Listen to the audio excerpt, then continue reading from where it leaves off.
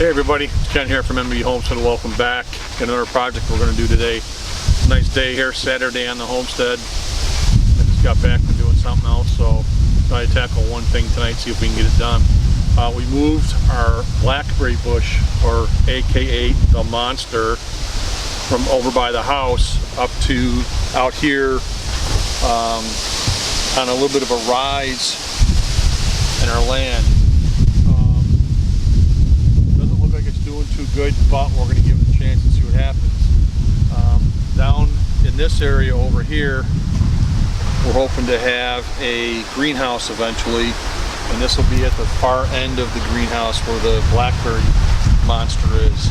We did get a couple smaller bushes here to help compensate for the space that was dug, and if the big one doesn't take, these other little ones should merge together like they like to. So what we're going to do is we're going to put in 4 fence posts. I actually found landscaping timbers cheaper. I got some marks on the ground, one here, and then 2 more down by the supervisors there. And we're going to put them in the ground about 3.5–4 feet as best I can. We're going to go as deep as my auger will go. I'm going to put 1 bag of Quikrete in each hole just to help secure those, and then dirt for the rest. The poles, again, they're 8 feet long. They're pressure treated. These are landscaping timbers. They're not going to be used for any high tension fencing, so I figured $3 landscape timber versus $8 a fence post at your big box. I'll go with the cheaper of the two just for what I need. If I was doing high strength fencing, i.e. electric fencing, barbed wire fencing, I wouldn't use these at all. I would go with better fence posts because that's what they're designed for. Okay, so let's get going on this and get this done. First, I'm going to put the first post in and get it set, level, straight. I'm going to have my, this is a fence post leveler, and it has multiple little level things. So when you're doing this, you make sure that it's completely straight up and down on 2 planes, and your fence post should be upright and true then. So we'll use that. I have the first pole marked where I want the grade line versus the 4-foot line. So we'll carefully set that one in. It takes about 30 minutes for that concrete to set. Then I'm going to string a line with the line level down to the other end, make sure it's straight where we want it, and get the holes drilled. And then I want to see how far off the grade is at the other end, because the land kind of slopes down a little bit. So I want to make sure I'm getting enough of the post in the ground, or do I got to get backfill on the post to help secure that post in the ground. So first thing we're going to do is get this first hole drilled out or augered out, and then get that post set with some Quikrete. We'll have the camera on, going to have the sound off, it's going to get kind of loud. I'll put some lovely background music in for you when I do this. Alright, so here we go.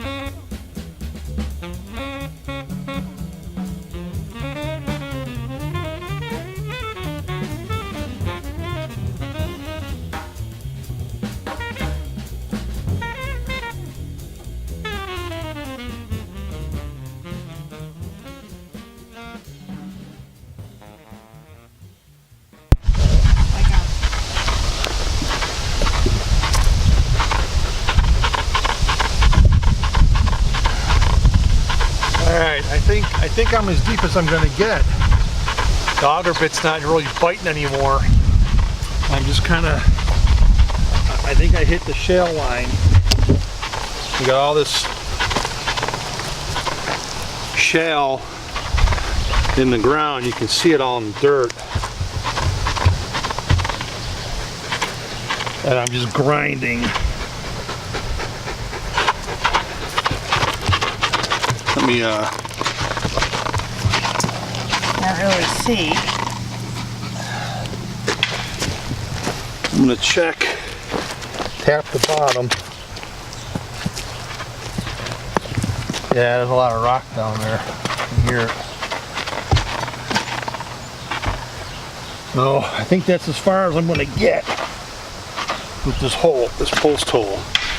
So what I can do is, when I put the first pole in, we'll just get the pole set. I'll make a common line, and then we'll cut the tops so they're even, so they look aesthetically pleasing when you look at them. How close do we make it?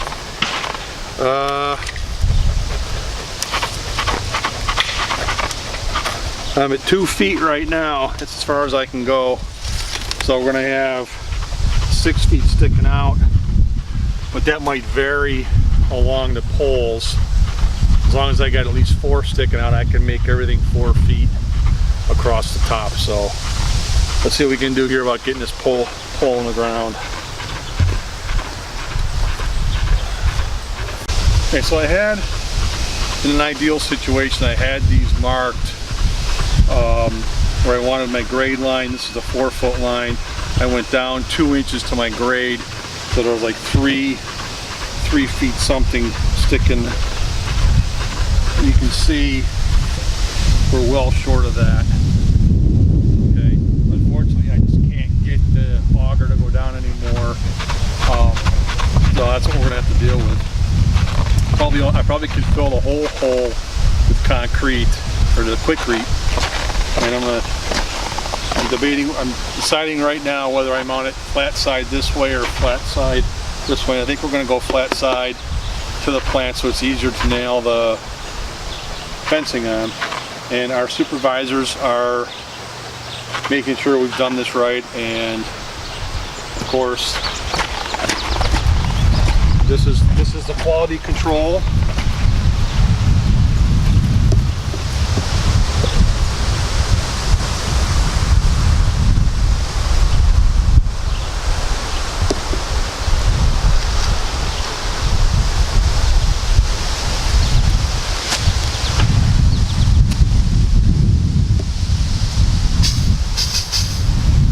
Okay, as you can see, the posts are in.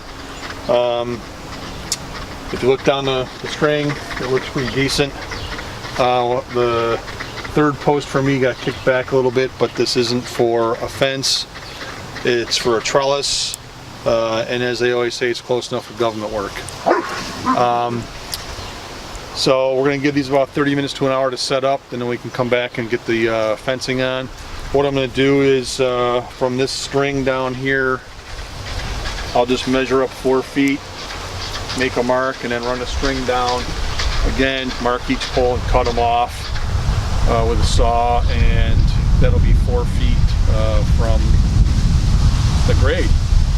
So the grade over at this end versus the far end was a 7-inch difference. So, but we were only getting down 1.5 to 2 feet with the holes. So the poles didn't go in half as far as I expected them to. I apologize for the wind if it's coming through. So we'll get these cut at 4 feet so they look nice. The fence fits on there, and that'll be it. So we'll see you in a little bit, and we'll continue on with the project. See you in a little bit.